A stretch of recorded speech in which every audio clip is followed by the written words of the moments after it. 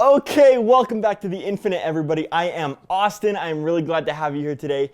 We have got a slew of news. The word of the day is WWDC. Technically, that's the abbreviation of the day. Okay, 4 letters. WWDC. WWDC. WWDC. Developers, developers, developers, developers, developers, developers, developers, developers.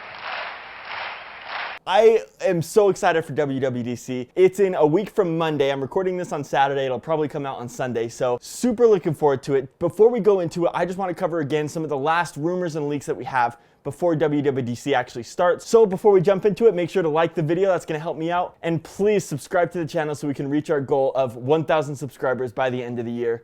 Thank you so much in advance. All right, first up is Apple has released an official announcement on the Apple Newsroom. It's called Apple Reveals Lineup for its biggest ever Worldwide Developers Conference. Okay, so they're calling it the biggest ever Worldwide Developers Conference. And of course, this is because the conference is going to be digital this year. Now, it's interesting kind of thinking about, what this is gonna look like. A lot of the Apple events are based off of like audience reaction, right? And you already know when I was at the conference last year, I was like cheering, clapping, screaming, yelling as loud as I could. I even yelled, "We love you, Tim," at one point, but it didn't actually come through in the final video, which is a bummer. We love you, Tim!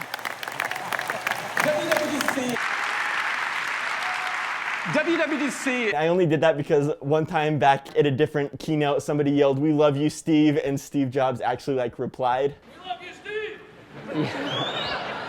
Thanks, I think.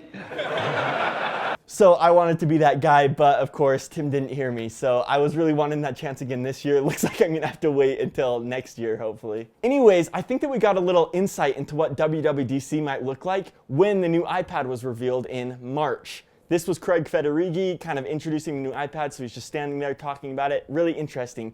And then recently, Tim Cook announced some of Apple's donations to help fight racism, and that was kind of filmed in a similar format. Obviously less demonstrative, but he's there in Apple Park kind of giving this presentation. So I think that's what WWDC is going to look like this year. So let's see what Apple actually has to say about it. So they've kind of announced the schedule. So first up, June 22nd, 10 a.m. Pacific Daylight Time, we're going to have the special event keynote. That's the big deal keynote where they're going to announce everything. Next up is Platform State of the Union. That's like the keynote for nerds. Like, if you're super into it, that's like the really cool part. So that'll be happening the same day at 2. Now this gets a little bit technical, so if you're not a developer, it might not apply to you, and you can skip forward to this time code. And then all throughout the week, starting from Tuesday until Friday, so these are basically gonna be like videos given out. I mean, if you're not a developer, it's really not that important. If you are a developer, basically Apple engineers come and they speak on different topics. And so this happens every single year. And then an all-new Apple Developer Forums redesign coming June 18th. So it sounds like Apple engineers are going to be doing some sort of a live chat with developers who want their questions answered. Then one-on-one developer lab. So again, only if you're a developer, then you can get in, have a one-on-one session with an Apple engineer. Really exciting, so I'm looking forward to that. Okay, next up, and we've talked about this before on this channel. In fact, it's one of my most viewed videos, new iMacs. You guys, this is actually coming. So new iMac computers were actually filed in the European Economic Commission. So whenever Apple releases new products, they kind of have to tell Europe about it first, register their products, get identifiers. So there's new Macs coming out. 98% chance it's gonna be at WWDC. So do not buy an iMac right now. Do not buy it. If WWDC comes and goes, we don't see iMacs, then, I mean, maybe September, maybe October this year, but 98% chance says WWDC next week. Okay, next up, in a very rare move for Apple, one of their products is on sale. That's right, everybody, an Apple product on sale. You've almost never heard about this before. This is a limited time offer for the Beats Solo Pro headphones. Now, why would these be going on sale? You might think, oh, that's kind of random. Actually, if you've been following the channel, it's not random at all, because Apple is releasing their own headphones this WWDC. So Apple branded, studio quality, really awesome headphones coming out soon. If you want to learn more about that, watch the video that I'm going to put down in the description.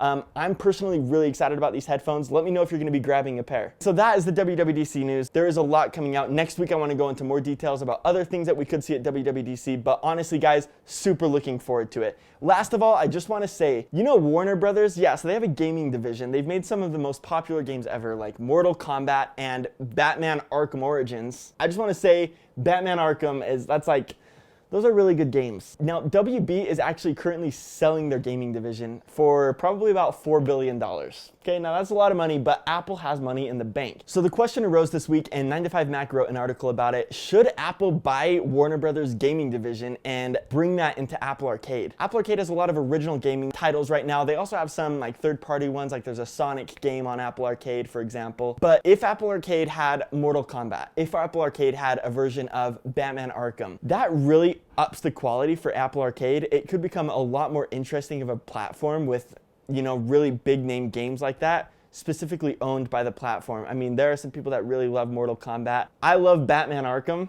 Apple Arcade could really benefit from some of these exclusive, you know, high-end title games. They don't really have like a really runaway game yet. They have some really great games. Like I've said before, Sayonara Wild Hearts, great game. But a game like Batman, for example, that has a huge following, Batman Arkham, huge following, and you say, hey, the next Batman Arkham game is gonna be an exclusive to Apple Arcade.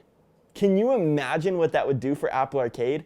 You'd have tons of people flocking to the Apple TV, which is gonna get a refresh to handle games better, to Macs and iPhones even to play Batman Arkham on your iPhone. That's the great thing about Apple Arcade is you can play across all platforms. So I think that this would bring a lot of new subscribers into Apple Arcade, potentially even the Apple ecosystem. It's a really interesting idea that Apple should definitely entertain. Obviously, $4 billion, it's a ton of money. It'd be their biggest acquisition ever. And I'm curious to know what you think. Would that make Apple Arcade more interesting for you if they owned some of these big name games? Like, let me know down below. So thank you so much for tuning in. Really good to be with you. Please make sure to subscribe to the channel and share this video, like the video, comment down below. It means the world to me, and we can keep on growing the channel if you do that. And hey, next week is WWDC Eve.